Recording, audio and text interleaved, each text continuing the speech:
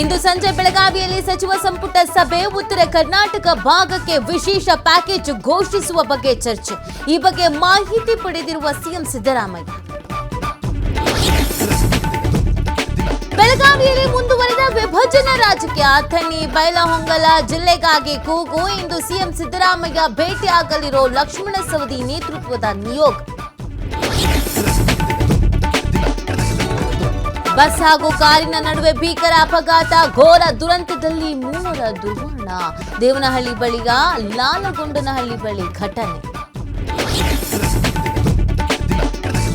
ಮೈಸೂರು ಜಿಲ್ಲೆಯಲ್ಲಿ ಆತಂಕ ಹುಟ್ಟಿಸಿದ ವ್ಯಾಘ್ರ. ನಾಗಮಂಗಲ ಗ್ರಾಮದ ಹೊರವಲಯದಲ್ಲಿ ಪ್ರತ್ಯಕ್ಷ. ಸಾಕಾನೆಗಳ ಸಹಾಯದಿಂದ ಹುಲಿ ಸೆರೆಗೆ ಕೂಂಬಿಂಗ್ ಕಾರ್ಯಾಚರಣೆ. ರಾಜ್ಯದಾದ್ಯಂತ ಡೆವಿಲ್ ಸಿನಿಮಾದ ಅಬ್ಬರ. ದರ್ಶನ್ ಹೊಸ ಲುಕ್ಗೆ ಫ್ಯಾನ್ಸ್ ಫಿದಾ. ಡೆವಿಲ್ ಫಸ್ಟ್ ಹಾಫ್ಗೆ ಅಭಿಮಾನಿಗಳಿಂದ ಫುಲ್ ಮಾರ್ಕ್ಸ್.